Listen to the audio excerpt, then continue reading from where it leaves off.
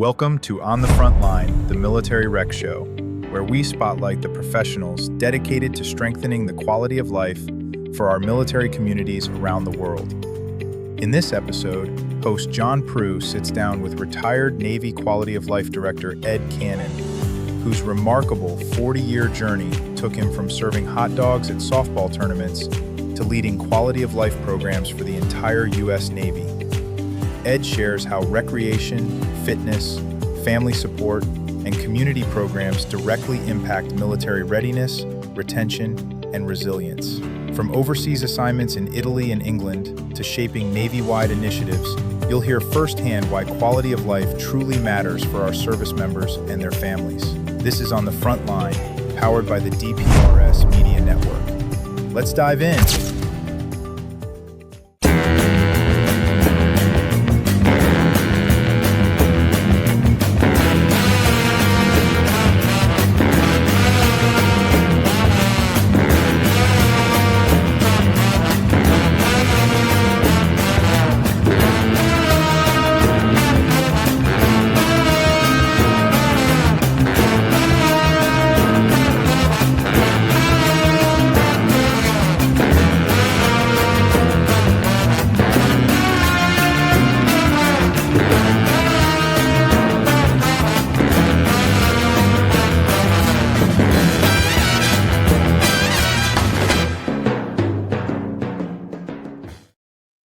All right, it is 13:30 on Tuesday, 21 April 2026, and you are on the front line. My name is John Prue, as the host of this weekly podcast focused on armed forces or military recreation.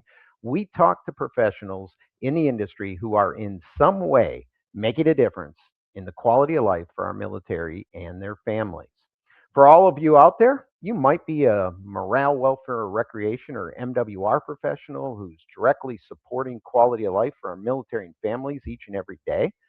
Maybe you are or have been in the military and a user of MWR programs or services in some way, and we thank you for your service. Perhaps you're a business or organization who directly supports or wants to support armed forces recreation professionals around the globe. You just might be a public parks and recreation professional curious about that thing called military recreation, what it's all about. Or perhaps you don't fit into any of those categories and you just happen to tune in. Either way, welcome. Welcome to On the Front Line, the Military Rec Show. We have a terrific show today, and I can't wait to get to our guest, Mr. Ed Cannon, who's retired Navy Quality of Life Director. It's going to be a great conversation. He's had quite the journey and great stories along the way. Not to mention, he's at the highest level to kind of direct a to direct and oversee that quality of life program across the Navy, and we certainly want to talk about that. He's also a staunch Philadelphia Eagles fan. And I think you all know I'm a Green Bay Packers fan, so sometimes we battle that out. So who knows? It's NFL draft week. We might talk a little football. Who knows? We're just not quite sure. But anyway, super excited to talk with Ed today. It's going to be a great show. As you know, we are part of an amazing media company called Daily Parks and Rec Show, or DPRS. DPRS Media exists to honor the parks and recreation industry, reflecting on the stories, highlighting the careers, and celebrating the real pros out there who are doing essential work in our communities.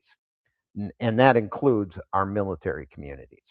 I want to give a quick shout out to Jovi, our producer, doing great things again, trying to keep us in check, pulling up graphics, working transitions, doing all the stuff she does to make us look good, which can be a chore. So, Jovi, ahead of time, thank you so much for what you do. I also want to thank our founder of DPRS Media, Craig LeBlanc. He has now over 500. I think this is the 513th show that he's put together in a little over a year and a half, all impacting the parks and recreation industry. I really want to thank him for giving us the opportunity to host this weekly podcast solely focused on military recreation and the great work being done out there. So again, thank you, Craig. Side note, Our On the Front Line episodes are now being uploaded to our YouTube channel under the DPRS Media, Daily Parks and Rec. You can look it up. We have our own playlist, and I think we have 9 or 10 episodes already loaded on there. So might be a little easier to see. Certainly, the place you can archive all of the great episodes, not only for On the Front Line, but also DPRS. So please check that out. And super excited, Jovi herself has been working on uploading all of our episodes on Spotify too. I think we have 2 episodes for On the Front Line and more coming from DPRS. So we are now on Spotify. So again, another way to consume the great conversations and episodes that we've had to date. So thank you, Jovi, for that.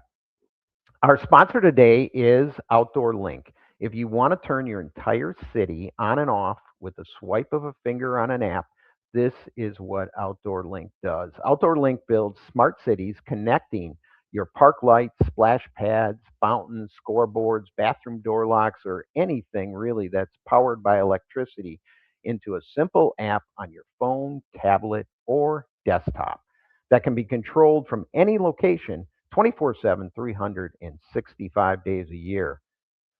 If you'd like to learn more about Outdoor Link, tune in to the Smart Parks Forward Show with Dave Ramirez on the second and fourth Monday at 1:30 Eastern Time on the DPRS network. We're going to see a short promo from Outdoor Link, and we're also going to see one from JDP Services Management Consulting, near and dear to my heart. So with that, Jovi, why don't you pull up the spots?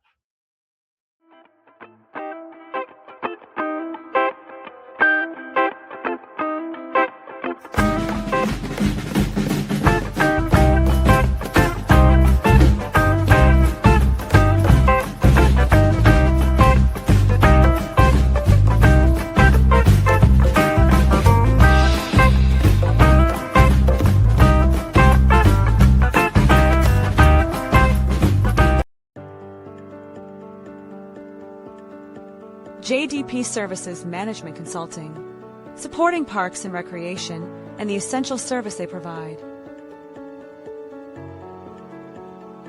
Communities benefit greatly from having dedicated advocates who champion the value of play in open spaces. Such advocacy ensures that recreational areas are prioritized and managed in ways that enhance the overall quality of life for everyone. We are dedicated to fortifying public park and recreation agencies and other related organizations by taking a practical, engaged approach to consulting and training, addressing immediate needs while equipping clients with lasting insight and tools to strengthen their organizations for long-term success. JDP Services, Management Consulting, meeting needs and exceeding expectations. In today's parks and recreation industry, communication, safety, and efficiency go hand in hand. That's where Outdoor Link comes in, delivering smart technology that empowers city departments and community planners to do more, smarter. Outdoor Link's platform connects and automates everything that keeps your parks running smoothly, from lighting and locks to signage, water features, Wi-Fi, and digital advertising. Control and schedule park lights for safety and energy savings. Remotely manage facility access. Coordinate fountains and splash pads. Provide public connectivity.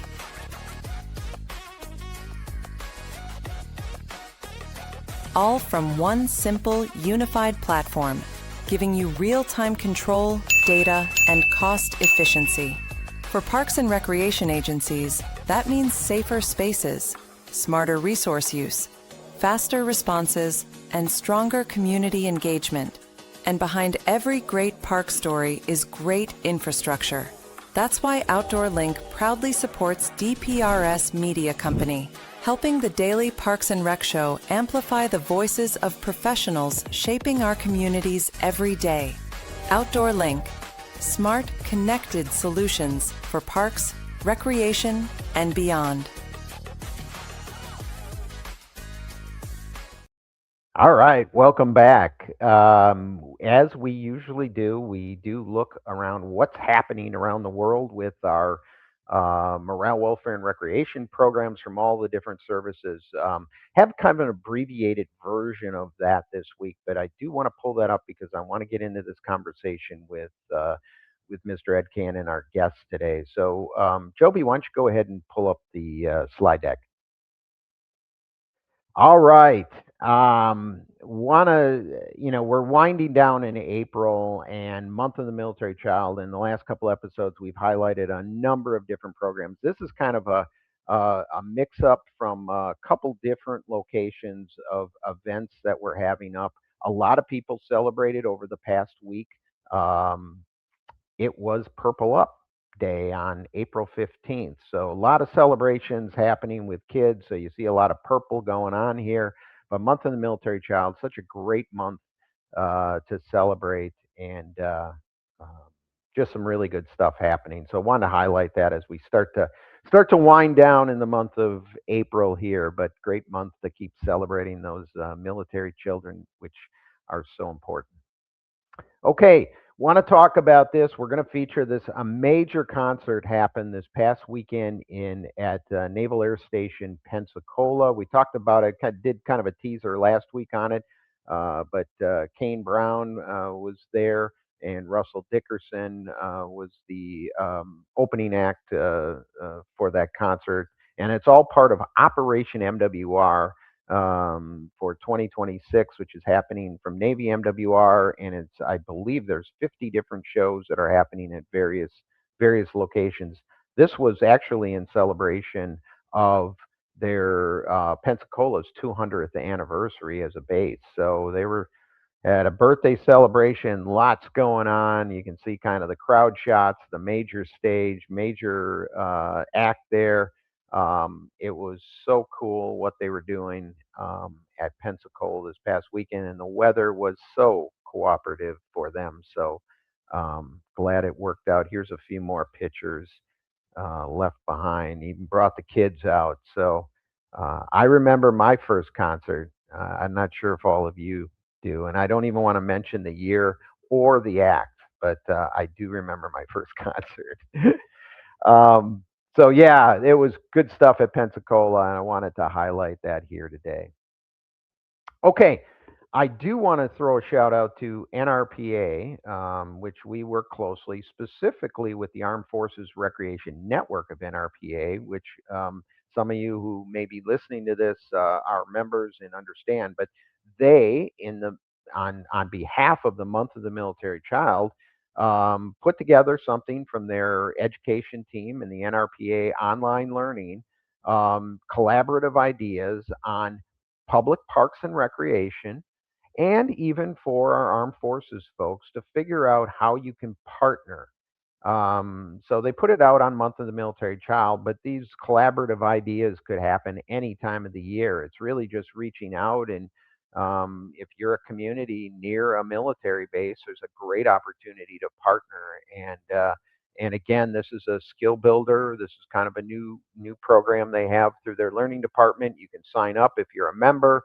I went and checked it out immediately as soon as I heard it. I said, I got to register for this. I want to see these collaborative ideas, and there's some really good stuff. Matter of fact, um, there was someone from Charleston Air Force Base, and I reached out to them. So we're going to have a future episode talking about the partnership they have with their county parks. And they're actually highlighted in this training that's out there. So, anyways, thank you to NRPA for putting this together and hopefully linking military bases and communities outside public agencies together to support our military and their families around the country. Okay, as we always do, just want to highlight we've got the Armed Forces Recreation Network. They have their monthly meeting, second Wednesdays of each month at 12 Eastern. And then, of course, we get all this great information that I share each week from our social media channels for the network. You know, somewhere in the area of 150 to 160 posts or reposts each month on Facebook, and LinkedIn has some good content on there as well. So between the two socials, we have nearly 12, 1,300 members from around the world that are, putting content up all the time. So worth checking out. So if you want to see those QR codes, and if you want to register for the monthly meeting, just go through NRPA, easy registration process, and you can sit in. I know the leadership team for AFRN is doing some really good stuff. They just had an aquatics webinar a little while back. So really good stuff happening with AFRN. Okay, Jovi, you can pull that back down. All right, let's introduce our guest here. Bring him in. All right, Mr. Ed Cannon, former Fleet and Family Readiness Director, N9 for Commander Navy Installations Command. Ed, welcome. Thanks, John. Really happy to be here and glad to see your smiling face as usual. Thanks. Yeah. Well, looks like you're in a great location. It looks like there should be a beer in the background, maybe a fishing pole, something. John, I am busy at work. I am doing grandchild duty. Just came up from South Carolina, where I was hanging out with my son and daughter-in-law and his daughter in Charleston, and now came up here. My daughter is very busy right now with tax season and after tax season, and so we are helping to watch her three children. But don't worry, I have help. Just like a good quality of life system, there's always additional help. So my wife is downstairs right now with one of the children, and the other two are out at daycare right now. But yeah, Okay. keeping busy with that, among many other things, John. That is important work. That is important work. So that's good. So before we get into the real conversation, as I mentioned in my opening, I know you're Philadelphia Phillies, or Philadelphia Phillies. You are a Phillies fan, but an Yes. Eagles fan, and it is NFL week. So what are the Eagles going to do with the 23rd pick in the NFL draft in the first round? Yeah, I guess right now I'm not a betting man, but if I was going to put a little money down, I think they're going to go with offensive tackle to try to replace Lane Johnson maybe a year before he's ready to retire. Yeah. They have a history of trying to build the offensive line and then defensive line. But a couple wild cards there. A.J. Brown has been, maybe not the most how would we say it, John? He's a good guy. Controversial. Yeah, there you go. We'll leave it at that. He's a challenge, so if they trade him, they probably need another wide receiver. But I hope they go offensive line. I think that's the more steady way to build this team. Their quarterback is a good quarterback, but he doesn't have all the kind of the five-star skills that you would expect of some quarterbacks. So having him behind a good, big, solid line, I think, is the way to build and really take advantage of his skill set, Jalen Hurts. Yeah. No, that's a good. I think any team, especially if you've got a halfway decent quarterback, you want to build. You got to build with the offensive line and get the big guys up front to do that. And you guys mastered the tush push, so you got to have a good offensive line, right? There you go. All right. Well, that's good to know. All right. Well, Ed, I know we chatted prior to this episode, and I guess even some of the things I knew of your history, I didn't realize all that you've done. So, walk us through your journey a little bit from the moment you wanted to get into kind of leisure services or recreation from college, all the way to making it to the head of quality of life for the Navy. Okay, I'll try to do that, John. I've been accused by many a person of meandering in my conversation, so I'll try to be careful here. But with a 40-year career, there was some meandering that occurred anyway during my career. Starting off, John, it was interesting. My father was a landscaper, and I thought I was going to get into landscape design. So I went to Temple University and found out two things. One, although I like trees and everything else that goes with nature, it probably wasn't the thing for me to do for a profession. Second thing is I learned that I probably needed to mature real quick or I was going to flunk out of college. And so I switched to community recreation. I talked to an advisor and told him that I had played sports, coached sports, but didn't necessarily want to be a gym teacher, didn't know what else was out there. And a great advisor at Temple University said, hey, I think this community recreation fits you well. And so she helped send me on a path of going for my undergraduate degree in community rec with a minor in business. So I was cruising along working at two parks and recreation departments, doing everything from arts and crafts to kiddie tumbling to swim lessons, running camps, and really enjoyed it. Thought it was probably going to be my future. But I also knew even then it didn't pay very much. So I was working about 4 other jobs, including landscaping, including working at a greenhouse and teaching fitness classes at a YMCA. And so as it got closer to graduation, I really thought I was going to work at the YMCA. I liked their mission. I liked the staff there. I got along well with the people that were my boss at the time and the ones I knew would be my boss. But then something very interesting happened. My senior year, this stocky, barrel-chested guy came in full of confidence on career day and talked about this thing called military recreation. Had never even heard of it. And yet I lived right on the flight path of Naval Air Station Willow Grove in Pennsylvania. Gentleman's name was John Bushick, a legend in our Navy organization. Big hand. Yeah, and the hand and just about break your knuckles when he shook your hand. But the way he laid it out, it was honestly like an epiphany. I couldn't believe that not only the programs existed like that, but they were around the corner from me. And I had not been brought up in a military environment per se. And the only thing I really knew about that base was that it had an officers club, because you would hear some of the parents talk about, I hope to go to an officers club meeting someday, or, a dinner. Yeah. So anyway, I wound up getting hired as an intern, $75 a month, big bucks.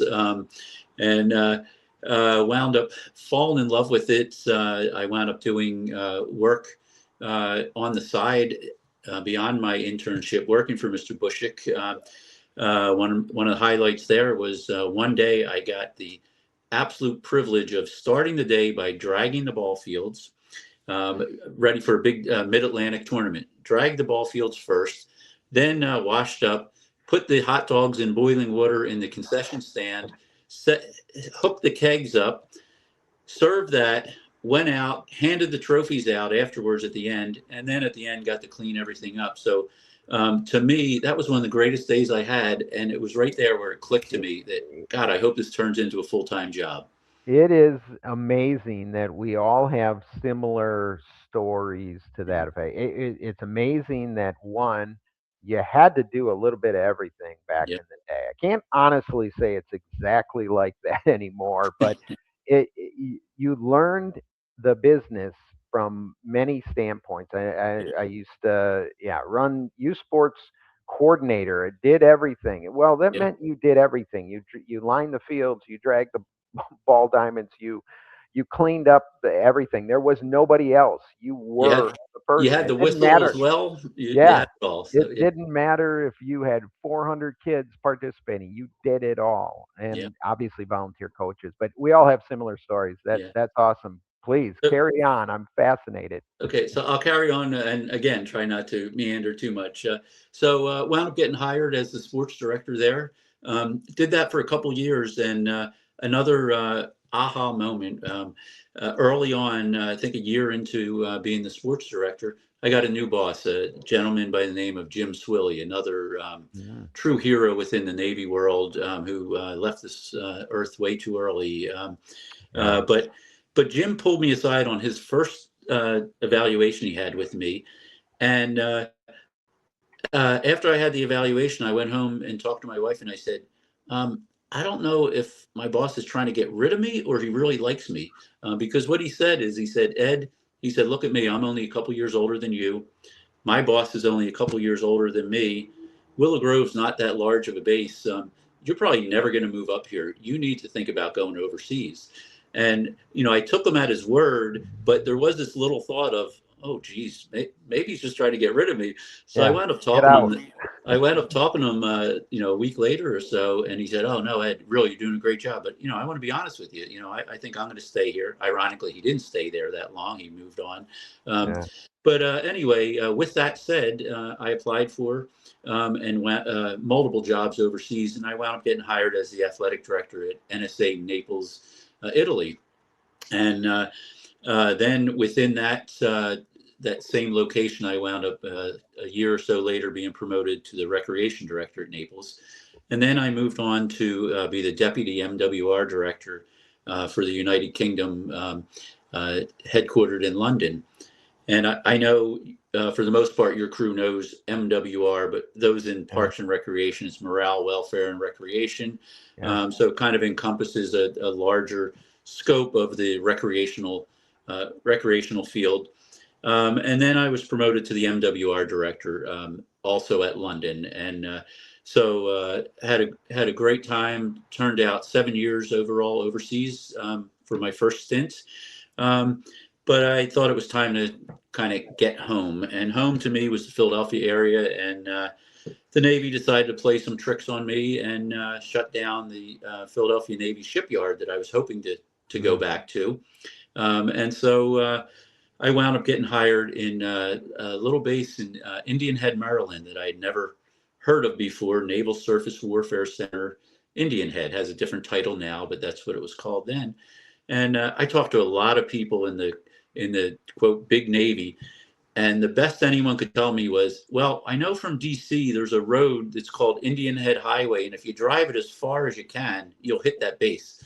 So I didn't know if that was a good sign or a bad sign, but turned out I loved it. It gave me a chance to kind of grow as a director on my own. Well, just a point of interest. All these years, I ended up doing an accreditation visit. It's kind of linked with another base together, but Indian Head has a presence. So that was my first trip in one of the last years I worked for the Navy, being out there and got a chance to see a fitness center, which allegedly you had some you had some naming rights to, I guess, called the White House, but it had the White House logo on it. It was super cool. And then I heard all the backstories and with you and Jody and a bunch of other folks that were out there at that time.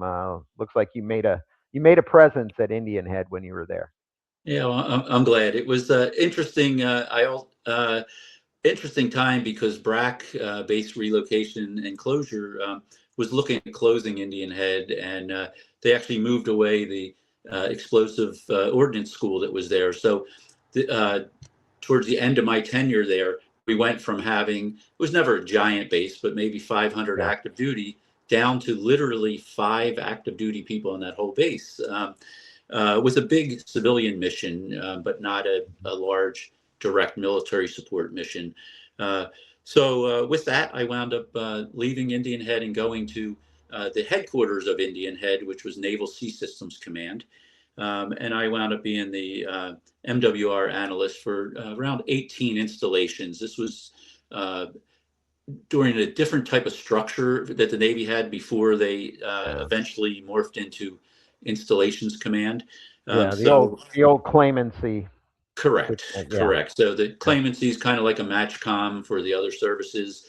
And so there I got to spread my wings a little more and got to see, not from the installation level that I'd been at for the first 13 years of my career, but now I kind of saw this bigger picture and how policy and procedure and funding came together at a, you at least got to pull the curtain back a little bit and see a little bit what's going on there. What are these crazy people in Washington, D.C. really doing, and what are they thinking, and why are they doing and thinking what they're doing?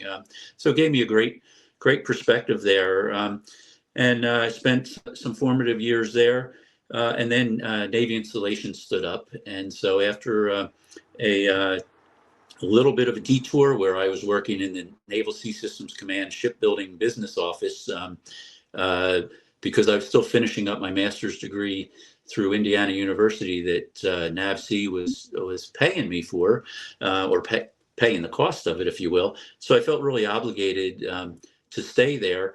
And so I did not immediately transfer to Navy Installations Command, which was this new parent, larger command that was opening up. But after a couple of years, the draw of Navy Installations pulled me back, and the Quality of Life program pulled me back. Because, by the way, that last job at Naval Sea Systems Command was the first time working for the Navy that I was not in a direct quality of life job. And although I enjoyed it, and I know it's extremely important, you could argue it's as or more important. We're talking about direct warfighter building ships, but it wasn't my pull. My passion was the quality of life program. So I wound up first being hired at CNIC as a MWR analyst for the entire Navy. And then after doing that for a couple of years, one of the regions, Naval District Washington, pulled me over. I literally had to switch my office from one side of the base, just walked across to a next building. And I was the N92. The N92 for a region covers morale, welfare, and recreation, childcare, essential feeding, and your lodging programs generally.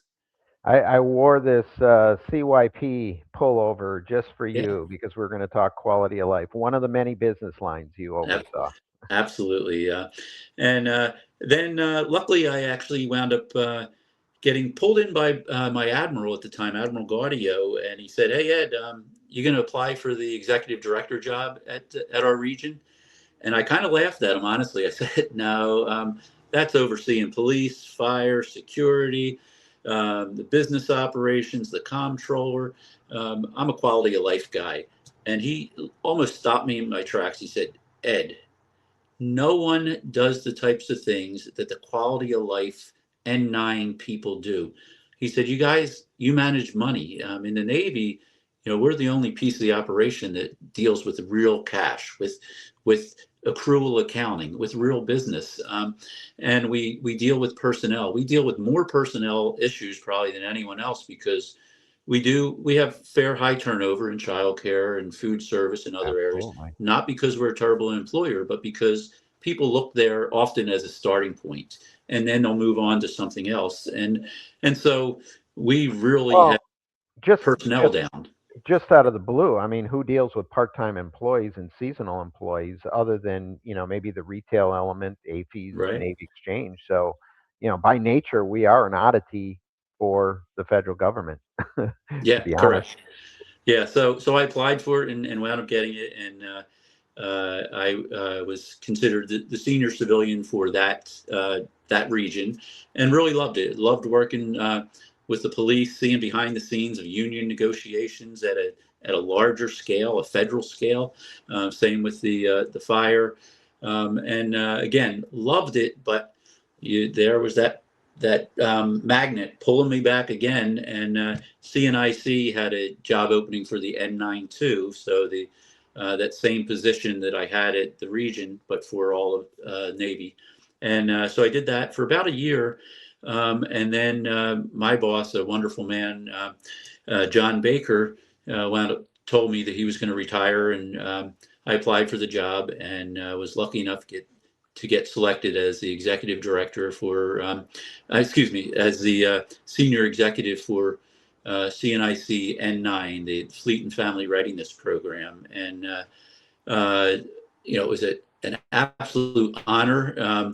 One of the things I still chuckle about, and it kind of hit me when I went home, that although it seemed silly at the time, it was really an honor. Admiral Vitale, who had selected me, introduced me at one of the first conferences, and he said, "I want to introduce you to a guy that one of very few, if not the only one that I know, who started with shorts and a whistle and became an executive director." I said, "Okay, if that's what you want to say, I'm okay with that." So, but it did kind of hit home in a full circle of this quality of life world that we live in. That someone like myself, starting off as an intern, starting off serving hot dogs and potato chips and more beer than he probably should have served to the softball players at the time, is now running the entire Navy Quality Life program. So that was almost full circle.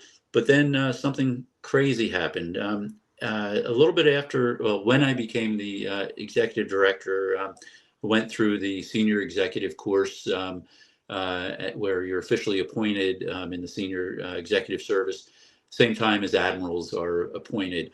And I met an admiral, Admiral Scorby, and we hit it off. A real nice guy. He wound up first being an admiral or excuse me, a Navy captain down in Jacksonville, and then an admiral. And he went overseas back to Naples to the headquarters there. And he called me up one day and he said, "Hey Ed, can you help me fill the position? I'm looking to fill it." And then he kind of paused for a second. He said, "Unless you're interested in it, And I just kind of laughed, said, "Oh, I can't do that. You can't kind of step down from the senior executive position." He said, "Why don't you ask?" So I went to my boss, Admiral French, and he looked at me and said, "Well, I know in the military you can't go from an admiral to a captain." He said, "You can. There's one way to go from an admiral to a captain, and it's because you screwed up. It's not it's not because you wanted the to." Wrong way. Right, the wrong way. And but he was understanding. I said, "You know what?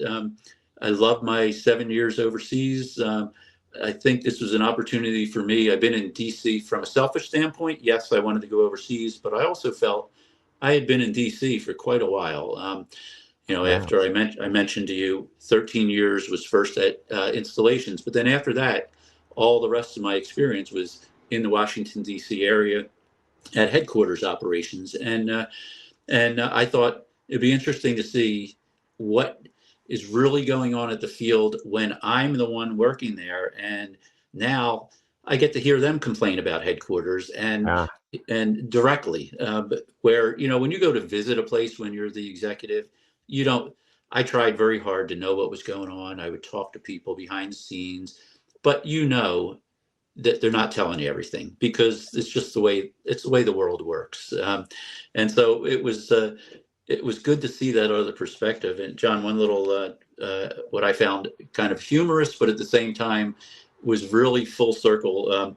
I check into Naples, into the HRO, and one of the first things I have to do is sign the EEO statements, which of course we all sign very willingly and agree with it. Well, I had written that EEO statement because we have non-appropriated fund employees, and I had signed it. So the HR director gives it to me, and I say, "Oh, I refuse to sign this. This is a poorly written document. Who wrote this?"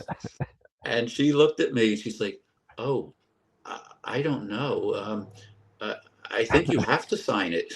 And I said, "No, don't worry.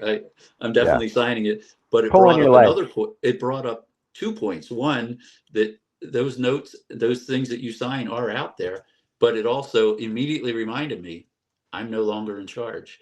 I needed to call back to DC and say, "Hey, make sure all those memos that I signed, if they were policy, Jerry Heeb, start signing." Jerry, start signing. Absolutely. That was great, and I really did get to see another perspective again, and I can honestly say that overall, there are clearly exceptions, but overall, the impact that headquarters had on the field was very positive. But there were clearly areas where we as headquarters had debated, should we do this policy? What's this going to mean for this base or that base? But at the end of the day, you're still making a blanket policy procedure. And in some cases, they didn't make any sense, especially for an overseas operations. And it gave you a chance to kind of step back. And so that, I think, allowed me to come back one more time to DC, where I finished out my career as the executive again. And I felt it was very rewarding personally, but also professionally. And hopefully I put my stamp on that as well.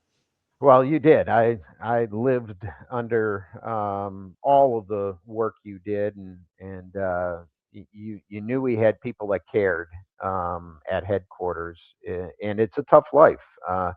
I got a little taste of it from knowing Jerry so well, of the craziness of DC and what you guys go through, and really at a moment's notice, you get a call, and now it's jump and get in the fire and go from there. But we got lots of things to talk about. We're going to come right back. We're going to run a couple promos, and we're going to finish up. I got some really good areas I want Ed to touch on. So thanks for the update on your journey, and we'll be right back.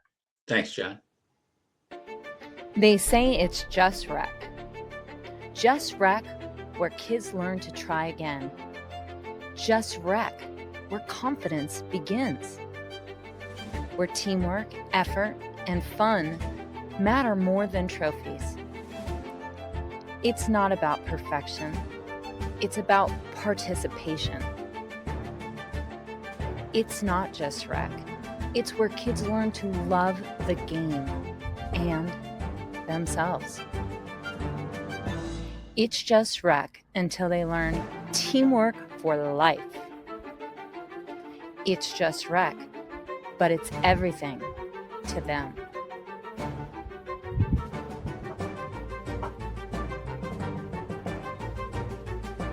It's more than rec. It's a movement. It's just rec until you realize it's shaping the next generation.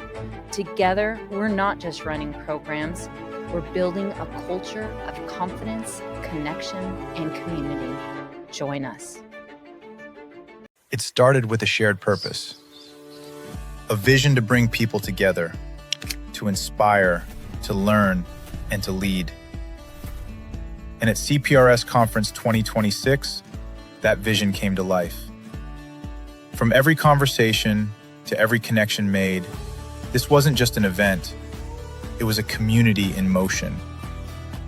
Ideas were challenged, perspectives were expanded, and leaders stepped forward, ready to shape the future of parks and recreation. At DPRS Media Network, we had the privilege of capturing it all: the passion, the innovation, the stories that deserve to be seen and heard. Because these moments don't just stay here, they ripple outward, into communities, into programs, into lives. To the organizers, the speakers, the partners, and every single attendee, thank you. For showing up, for sharing your voice, and for being part of something bigger than all of us. This is more than a conference. This is a movement. And DPRS Media Network will continue to tell your story every step of the way.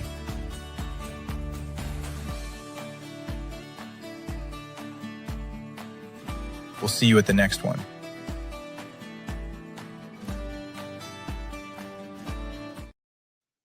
All right, welcome back. All right, Ed, you talked about being overseas. You moved over to Naples. You fleeted up to be an MWR director, a recreation director. You went over to England, kind of the same thing. Then you came back, and then you eventually, on the tail end of your career, kind of spent a few years over at Naples once again at a more senior level. Tell me about overseas and what it's like to work overseas. That's the biggest question I get from my fellow park and rec folks. I'm tied to NRPA and on the board, so a lot of people ask me questions, and the overseas fascinates people. And from a guy who spent 34 years in the middle of the country at a training base, although I got to travel, I never lived overseas. I never had a duty station that was overseas. So tell us a little bit about what it was like to live and work overseas during your time. Yeah, first of all, I guess the first thing I would say is just blessed to be able to do it. I mean, it is an incredible experience from a professional standpoint. If you want to go overseas, first of all, make sure you know how to tap dance. Make sure you know how to wiggle left and right in very good fashion, because things just change on a dime there. You're talking about different language, you're talking about different culture, you're talking about a different mindset within your local nationals that work for you and your Americans that work for you, and how do you meld them together? So I think you're often challenged in kind of what is your reality overseas when you're working with staff, and how do you motivate them? How do you get them to meld together when in some cases there's some natural tension, in some cases there's natural curiosity on both sides, and so that can be a challenge. Also, just the distance. You know, your military families are away, and so they're expecting you to help with that family environment. And so I think the quality of life programs play an even more vital role and a much more closer to home role, if you will. Um, and so, everything about it is different, and yet you try to make everything the same as much as possible. You try to make that softball tournament that's being held out in the middle of nowhere to feel like that tournament felt like back in home. You want that child care center to look and feel like that American child care center, but maybe with the flair of the local nationals as well, including maybe the menus a little bit different. Yeah. And so, to me, it was just a great opportunity to meet new people, to work as a team, and of course, the travel is fantastic. The fact that you can just walk out your door and see 1,000-year-old cathedral. And the locals think nothing of it. It's just another church, and yet to you, you're awestruck by what you see there. Uh, I think the other thing about if you do want to go overseas as especially as a young professional, know that there's probably going to be a lot of openings, and on the positive side, the chance to move up is probably a little better. If you're doing your job, there are going to be more openings because people are on a contract, and they only stay a certain amount of time and they come back. And also the reality is some people just do not enjoy the overseas life, and they wind up leaving earlier than their scheduled tour, which also brings an opening. But if you're in the job, that also means you're probably going to be doing two jobs much of your overseas tour, just because someone is leaving all the time. And so to me, I love that. Let me put it this way. I really loved it as I was moving up the chain. I didn't love it as much when I was at the top of the chain, because now I'm the one having to try to find the people to fill it Yeah. and try to Yeah. convince someone that it's okay that you're working three jobs. And so, again, perspective, and that's what I mentioned about being able to tap dance, be light on your feet, because it really is it's a whole new world out there. But I wouldn't trade it for anything, and that's in fact why I went back after many years of being back in the States, and then doing one more 3-year tour. So uh, Yeah. highly recommend it. Yeah, from everything I've heard from various colleagues that have served over there, it's a little more of a community amongst quality of life folks, the civilians working over there, because again, it's more of a community. Our stateside stuff's a little more of a commuter base, and Right. just doesn't seem like you make those connections. Yeah, John, I probably didn't hit on that enough, but you hit it right on the head there. Yeah, I've had great teams anywhere I've been, everywhere I've been, excuse me. But overseas, the same people you're working with, and this is a plus and a minus, depending yeah, on the dynamics. But the same people you're working with, you are shopping with. You are you're at the gas station together. You're in their world, they're in your world, and that can make you definitely feel like you're in a fishbowl. But it can also make you feel much tighter as a community, and I always saw it as much tighter as a community. And to this day, some of the folks that I hired and or worked with from my very first tour in 1985 in Naples to 1990 in London, I'm still good friends with and keep in touch with, and that's unusual, I think, in kind of the much of the rest of the world, if you will. yeah, absolutely. So, well, we titled this episode "Quality of Life Matters," and I think it's appropriate, especially with your journey and everything you've done in your career. And I know what your beliefs are about that, but tell us, when it comes down to it, and from even a military perspective, and although you're not an active duty military guy, but you were working for an admiral as the quality of life director. Mhm. from the military perspective, military leadership, does quality of life matter when it comes to war fighting and families? Absolutely, John. And I'm going to rattle off a couple things, and I'm going to give you some actual. Here's what it really meant to our military leadership. But just real quick, mental health and stress reduction. There's no question that many studies. There's been a couple RAND studies out there. There's been other studies that have shown that connection between healthy community, healthy programs, and support absolutely is critical to mental health and stress reduction, family stability and retention. So there's, again, multiple studies out there that have shown over and over that it's not a 100% direct correlation, because there's a lot of things that make a military person stay or leave the military. Everything from they only planned from the very beginning to only do one tour, to things change in their family dynamics that they've chosen to get out. But when there is a direct correlation, there is a correlation though between that retention, recruitment, when the sailors and all service members see that the military cares about them and they built this community and they provided that support. I probably don't even have to say anything about physical fitness and strength training and readiness. The tie there is as tight as it can be. We are a war fighting team at its core. A quality of life program doesn't need to be in existence at all on a military organization if we are not looking at it from a warfighter standpoint. So that connection is absolutely there. And again, it's not 100% direct correlation. A sailor, a soldier, a Marine could choose to work on their own completely and doesn't need a fitness center. They can choose to run their miles and get their time down. But the reality is sit up, body resistance. Correct. But the reality is the masses want and need a more wholesome, a more diverse fitness opportunity there, and we provide that.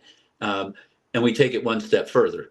That quality of life support that our military look at is not just for the active component, it's for the reserve component, it's for the police force on the bases, it's for the firefighters on the bases, and of course it's for the families from both a fitness and an overall unit cohesion as well. So, to me, MWR, quality of life support, one of the main cores is fitness, and everything kind of builds out from there. Financial wellness, from both an education standpoint, but really just from the absolute strict reality of these programs are saving our sailors money. There's no question about it. We could argue about whether we have too many programs, not enough programs, too many facilities, not enough facilities. But what we do know is when sailors or service members use our operations, use our facilities, they save money.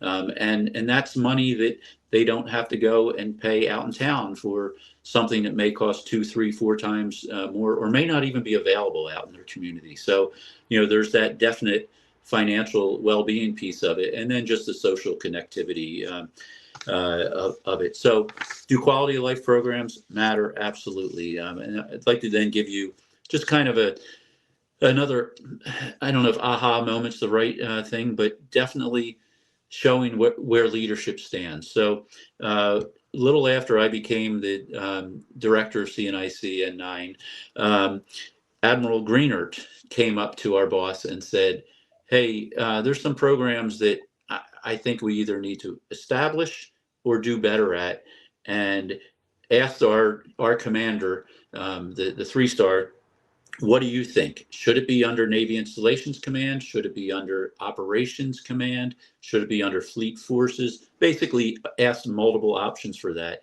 And we wound up putting together a presentation, we being our N9 team.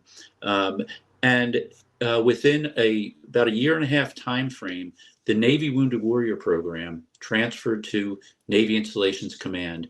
And not because it was doing a terrible job where it was before, but what we presented, and Admiral Greener really kind of clung on to, was, hey, if the Navy Wounded Warrior Program comes under and sits under CNIC Quality Life N9 program, at their disposal is the fitness program, the financial readiness program, the clinical counseling, childcare, food and beverage, essential feeding, every piece of kind of what it takes to feed an organization, if you will, falls under us. And so the Navy Wounded Warrior Program has taken over leaps and bounds of where it was before. And again, not because anyone was doing anything wrong, but they were living in a smaller piece of the Navy and didn't necessarily know how to be embedded in there as much.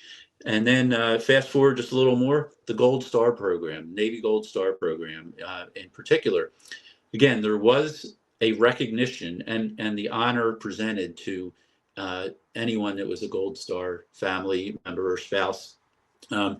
But beyond a certificate and the true caring that was provided, there wasn't kind of that follow-on connection with the Navy afterwards. And again, it wasn't that people were doing anything wrong at all. In fact, we know that when we have a fallen soldier, the Navy's going to pull together and take care of that spouse, take care of that family member. But what Navy Installations was able to do as a larger quality of life entity was bring them into our family, have them be part of events, have them know more about our social services programs, let them know about that housing is available for an extended period of time. Again, those rules were already there, but having as part of now the community and that direct outreach, and having 10 regions. So no matter where that Gold Star family was or Gold Star spouse was, there was going to be a representative that they would know, they would see, and they could reach out to, and vice versa. And then the deployed resiliency counselors. What Admiral Greenert and others knew, and if I didn't mention it, he was the chief of naval operations at the time. Admiral Greenert saw what the Navy already did with their fit and fun bosses. And John, you know the fit and fun bosses very well. Others may not know, whether from other military services or Parks and Rec. But we have professional fitness people and recreation people on our large deck ships. And they had such a great reputation that the skippers, the commanding officers of these ships, didn't want to deploy without having that fitness specialist and or the recreation specialist. And so Admiral Greenert said, you know what we're missing? We don't have clinical counselors to deal with some of the mental health issues that we have. Yes, we have a military doc on the psychiatrist on the ship, but that's one doctor that is, he has a different mission, he or she has a different mission. And can't be doing day-to-day clinical counseling, can't be doing some of the other things, education pieces. So establishing the, and we established it from the ground up. We took the model that we had with the fit and fun bosses, converted it into less of fitness and fun, if you will, and looked more at the clinical education, sexual assault prevention education. And now that is a program that, same thing, skippers, they don't want to pull out a port without that, because they see how important it is. Those are real life examples of someone in the military saying, hey, I'm not just making this up. This is what our troops need. This is what our sailors and our family need. And so to me, that really kind of encapsulates the whole quality of life program. Yes, it's 3 programs, and yes, none of them are actually MWR or recreation. But as you and I talked the other day, from a root standpoint, that's the root of that tree that is branched out to such a broader branch there. And so I'm proud of the fact that I was able to be part of that. But I'm more proud of the fact that we have a entity in place today as well, long after I've left, that continues to be looked at as a provider of an extensive quality of life program. No, that really good stuff that happened there. And a lot of people don't realize that we've got Operation Epic Fury going on, and we've got civilians out there on those ships that are out there supporting the war fighters, doing the real thing, and and that's why it really does matter across the board. Fun, fit boss, clinical counselors. That's good stuff. Got a couple minutes left, Ed. Want to do a little bit of rapid fire here. Um, so quicker responses, I guess, on this, so I can get them all in. Um, Quality of life across the other services. You obviously had to talk to your counterpart in the Army, the Marine Corps, Air Force, whatever. How much communication is there, and should there be more between the services when it comes to quality of life? Uh, no matter what the business line, even if it's MWR. Yeah. Good communication always could be better. I think what happens, people get busy with their day-to-day work. But when you really see it, when it's time for congressional testimony, and I won't give examples at this point for brevity, but I can just tell you that when we would meet to prep for congressional testimony, making sure we all kind of knew where we were going and how we could get um, uh, how we could improve those programs was extremely important. So that always could be more expansive, but it's already very healthy. Could it ever be a purple organization? Meaning one Yeah, organization that supports all services? no question it could. Now, would it become such a large blob that it can't move fast enough is a different story. But absolutely, we all at its core are doing the same thing, trying to take care of service members and their families. All right. Anything you wish you could have gotten done before you went off into retirement and um, did grandparent duties and all the good stuff you're doing? Yeah, I wish I would have been a little more aggressive on the addressing the childcare wait lists. But as I look back and look at what the Military Child Care Act of 1989 did in bringing childcare forward to the point it is today, there's still work to be done. But it would have been nice for me to walk away there and say, "Oh, no more waiting lists," even though that would be unrealistic to Yeah. have zero. But I would have liked to chip away at it a little more. And Navy Installations Command has now taken it much further along the way, where there's a significant reduction in that wait list, even further than it was when I was there. Yeah. Lots of good things, lots of creative ways to do it. Partners. Correct. You mentioned Admiral French. He's head of the Armed Services YMCA, and I know they're providing support and facilities. And everybody came in to tackle this issue to make sure our military kids had that care that, and those military members had that peace of mind. Yeah, Navy, while I was there, we signed a lease down in Coronado. It basically took over a whole elementary school and turned it into a child care center. And that's become a model that others are looking at and using as well. All right. So I'm going to take you, Jovi, if you can pull up the slide deck, I'm going to take you down memory lane. I don't know if you remember this. Very weird situation, but you won. This was literally a month before COVID hit. This is February, early February 2020. And you came up to Great Lakes. I was Yeah. the MWR director up there, and you were the reviewing officer for that. Do you remember this, and where did this fit in your career? One of the ultimate highlights for sure. I was surprised when I was asked to be the reviewing officer. I was honored, humbled, and to this day, I still can't believe I got to stand up there and watch these proud sailors, these proud civilians, turn from civilian to sailor, and their family members with tears, the joy, the emotion, the excitement of what's next for them. um, Again, an absolute highlight. And John, I know I did thank you at the time, but I thank you again because you helped this happen for me, and it was an absolute honor. Actually, giving me goosebumps right now thinking about it. So thank you. Yeah, well, as an SESer and in your position, well deserved, and to come out here and be able to say a few words to those, you know, couple thousand folks that were out at that graduation was pretty cool. Yeah. So Hey, I don't know if you remember this, but I piggybacked while you were in town, and you came and did a lunch with my team.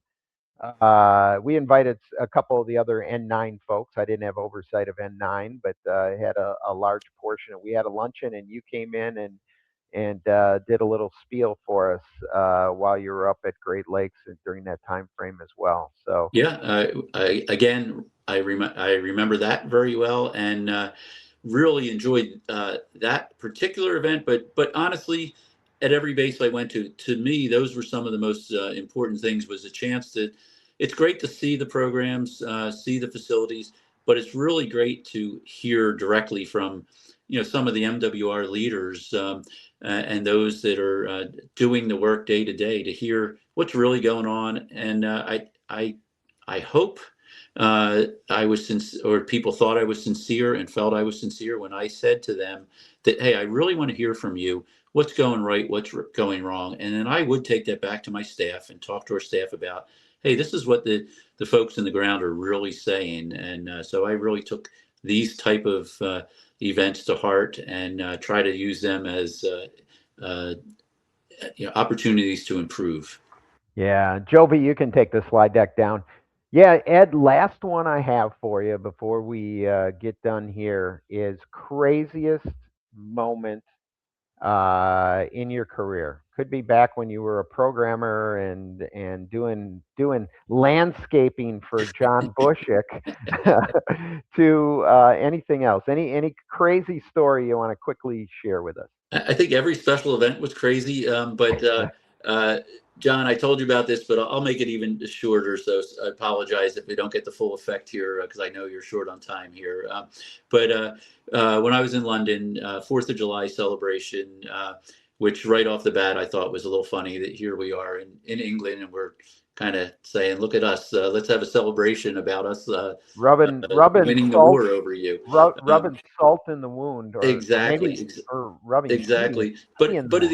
it epitomized a special event that went great, uh, to what the general public saw, but behind the scenes, the day before, it was so crazy windy there. It was raining. It was wet, and our one tent, one of those large tents, was starting to blow away. And my boss said, "Oh, hurry up! Let's pull the van up." We had an old metal bumper on it. Ties one of the ropes around there to try to keep the tent that was already like flying in the air. Well, pulled the bumper off of the van, or partially pulled it off. We convinced our boss, even though we were much younger than him at the time, like, hey, boss, there might be another way of doing this. Um, and So we survived that. Next day, it was actually turned out to be a nice sunny day. We had a band there, the band that played, the Foundations, that played Build Me Up Buttercup. And as it was getting close to being over, and the band said, we have to leave at X amount of time, all of a sudden I see this guy that probably was celebrating a little more than he could have, should have. He's walking around with a hat asking people for money. He was going to give it to the band to play longer. And I had to politely pull him aside and say, we kind of don't do that at these type of events, but thank you very much, and calmed him down because he was a little excitable. And then everyone had finished out the night. It was a great night, but it was a great example of a fantastic event, celebration of something important to us and to our service members and the family members. And everyone had a great time, but behind the scenes, before and during, there was a lot of churn going on that we kept from the customers, and everything went smooth. And we got a little smarter on physics, I think so, along the way. Exactly. Well, thank you, Ed. I really appreciate the time. We could have spent more. We may have to do an episode 2 with Mr. Ed Cannon, but thank you so much. I appreciate that.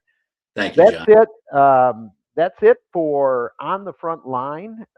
Thanks to Ed and his amazing story and journey in our profession and sharing his knowledge. We really appreciate that. We'll be back next week, same time, same place, for another great episode. So, on behalf of all of us at DPRS Media and On the Front Line, the Military Rec Show, I'm John Prue, and we're out here. Thank you. Bye.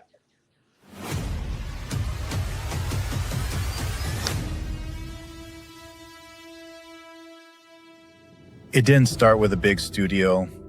It didn't start with a massive audience. It started with a simple idea. One conversation, one camera, one episode.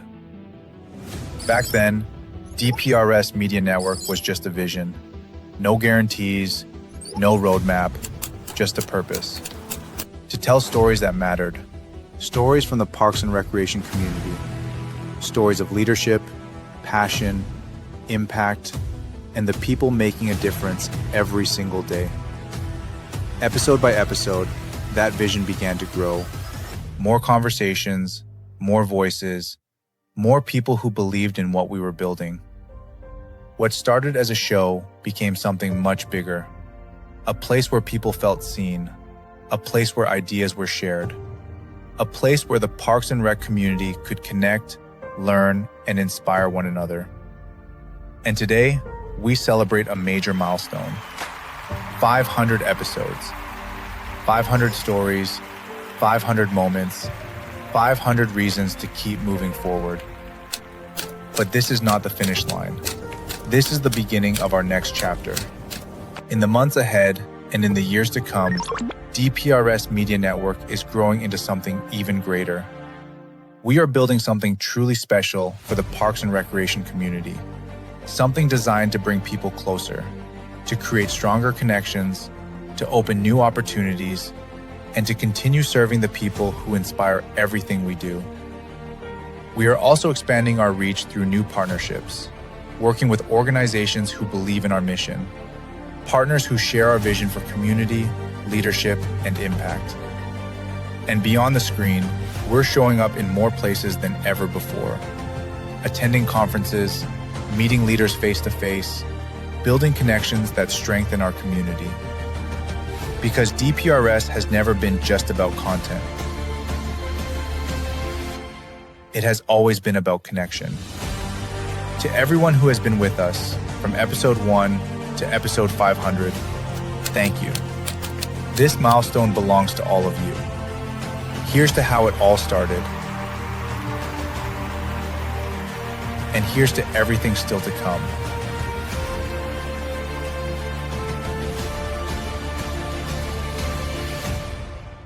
The future of DPRS Media Network starts now.